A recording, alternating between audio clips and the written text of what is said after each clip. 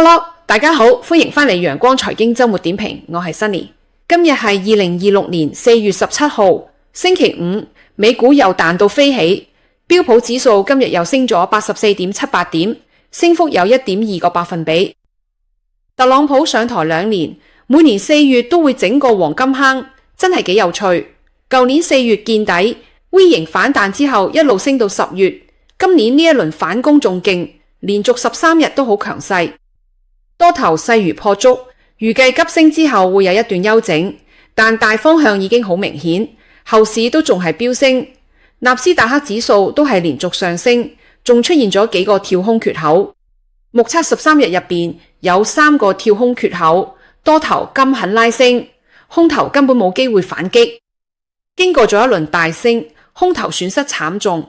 我記得2個禮拜前最驚嗰陣，有人問我點解唔止蝕？如果止蝕就最蝕啦，止蝕完唔夠30日又買返轉頭，佢就變咗 wash sale， 蝕嘅都唔可以抵稅，真係兩頭受氣。買美股嗰陣要嚟清楚，賣嗰陣要嚟佢哋咁仲多，真係要死頂到底。我個公開戶口今日又回血嘅3796蚊，升幅 1.94 百分比，好似蝸牛咁慢慢爬，都快返到20萬啦，真係唔容易。依家賬面又基本上全部都賺緊。倉位剩返高通，高通遲早都會回本。今年咁樣搞下，1/3時間就過咗，仲未有咩收穫。今日準備調低下自己嘅 KPI， 第一步就係先返到年頭嗰個數21萬，第二步就睇下可唔可以跑贏存款利息，賺到1成。今年就俾自己評個優秀員工啦。呢一輪連續13日大升，美股大市直線飆升。中間淨係得一日稍為喘下氣，完全唔俾空頭有任何反擊嘅機會。佢搭空同做空嘅人真係俾逼到佢，連手上有現金倉位嘅人都一樣。今日都 FOMO咁，點算好呢？仲有佢啲咩股票可以買？有位觀眾嘅微信視頻號度又私信問我，佢等緊連 K 線嘅5年均線位置再抄底，但而家都未等到，滿倉搭空嘅心情真係好唔好？講到呢個5年均線，其實係我喺年度預測入邊講過嘅一個重要指標，標普指數喺連 K 線一條就代表1年，而佢嘅 MA5 即係5年線喺過去10-20年都持續支撐住個指數，有好強嘅支撐作用。2026年開年嗰陣指數點位好高，5年均線距離太遠，所以我就斷定2026年一定會有回調，調整幅度有可能去到1000點。嗰陣時我都冇諗過會係咩原因，結果原來係因為伊朗戰爭。今次回調，指數由7002點最低跌到6316點，最多跌咗686點。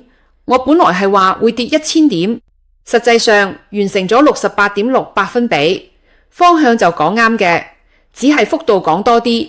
標普指數嘅年 K 線確實係今年有下探，隨住 V 型反彈成立，標普年 K 線就出現咗一條幾長嘅下影線，但係我哋會發現下影線最低點同5年均線之間仲有幾百點嘅距離。美股真係幾強勢啊！如果今年佢再出現更低嘅低位，佢未解決晒嘅風險就會喺2027年再嚟過。不過邊個理咁多啫？而家就係大升特升嘅時候，特別係最近嘅淡友俾人夾爆嘅，短時間內都冇咩力氣翻身。喺美股做淡真係高危險嘅工作嚟嘅。電影大空頭嘅原型 Barry 都只係2008年嗰次賭啱嘅，之後10幾年資產上上落落，好難再賺到咩大錢。成日做淡嘅基金遠遠唔及一個被動管理嘅基金，做多標普指數嘅基金。喺美股我一般都係咁淡，但唔做淡。咁淡只係戰術性、暫時性，咁好就係戰略性、長期性。資金管理方面都要配合呢種長線嘅好，短線咁淡嘅市場風格，唔可以全部都揸現金。我覺得至少可以一半一半，即係5成優質股票，5成短期債券或者現金存款。當股票大升嘅時候，我哋可以再平衡，減少咗股票，加返咗短期債券。當股票大跌嘅時候，我哋都可以再平衡，減少咗短期債券，加返啲優質龍頭股票。再平衡之後，保持一個 50% 對 50% 嘅比例。風險取向進取退嘅人可以將股票倉位設定做7成，現金收益類產品就放3成。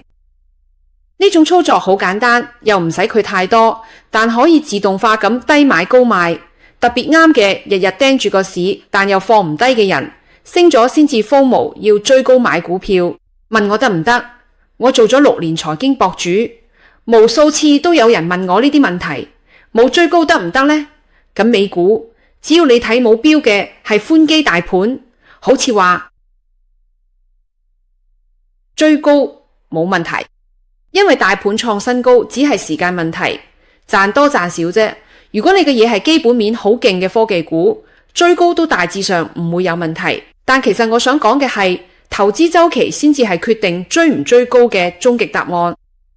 點講好呢？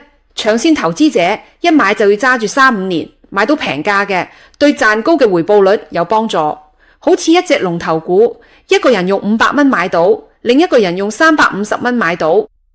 同樣未來升到1000蚊，追高嗰個人嘅回報率係100%，抄底嗰個呢，回報率就有185%。長線投資就係大跌嗰陣買入，升嘅就揸住唔喐，咁樣可以睇返稅務開支。對於長線價值投資嚟講，大跌可以買，追高都可以買，最後只係賺幾多嘅分別啫。短線嘅投資就唔同啦。如果大跌咁去買，好容易就會被套住，因為股票跌嘅時候冇最低，淨係有更低。邊個知買完會唔會繼續跌呢？短線就係希望買完快啲升，可以快啲走貨。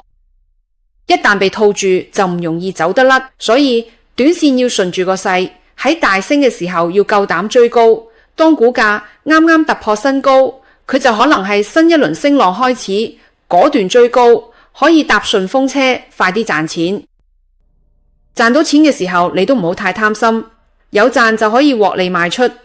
仲有做短線要追就要早啲追，唔好猶豫唔決，等突破之後升咗好多，先至睇住追入去。你一追啱啱就追到最高位，首先要鎖定範圍，標普500入邊嘅公司，佢嘅基本面都有嘅保障，然後喺呢啲股票入邊揾啱啱突破形態嘅，要麼啱啱創新高，要麼出現咗壓力線突破。咁呢啲就可能係短線可以買咗股票。今日消息面好樂觀，以色列同黎巴嫩停火10日之間，伊朗宣布重新開放霍爾木茲海峽，允許商業船隻通行，船隻必須按照伊朗海事當局公布嘅協調航線通過。航線圖顯示，最近24小時有12艘船通過咗海峽。特朗普發帖表示多謝，但佢承諾美國都會解除對霍爾木茲海峽嘅封鎖。美伊談判代表有可能喺週末再度談判，呢個都為週末嘅消息面留低唔少懸念，因為而家市場對戰爭結束嘅定價已經好高，連續上升就係對戰爭結束嘅提前反應。週末消息如果係利好就好啦，如果係利淡呢，佢可能就會對股市有一次性衝擊。協議係咪真係可以達成？核心就係伊朗可唔可以喺國際社會監督之下銷毀同轉運濃縮嘅。傳聞話美國會以解凍200億美元伊朗凍結資金做條件，叫伊朗放棄濃縮嘅庫存。但係呢個消息後來俾特朗普否認嘅。今日消息面令到油價暴跌，咁樣一嚟，通脹風險就有啲消退，油價跌，美股就升。呢個就係最近一段時間以嚟佢哋嘅板效應。不過貨幣政策仲有好大不確定性。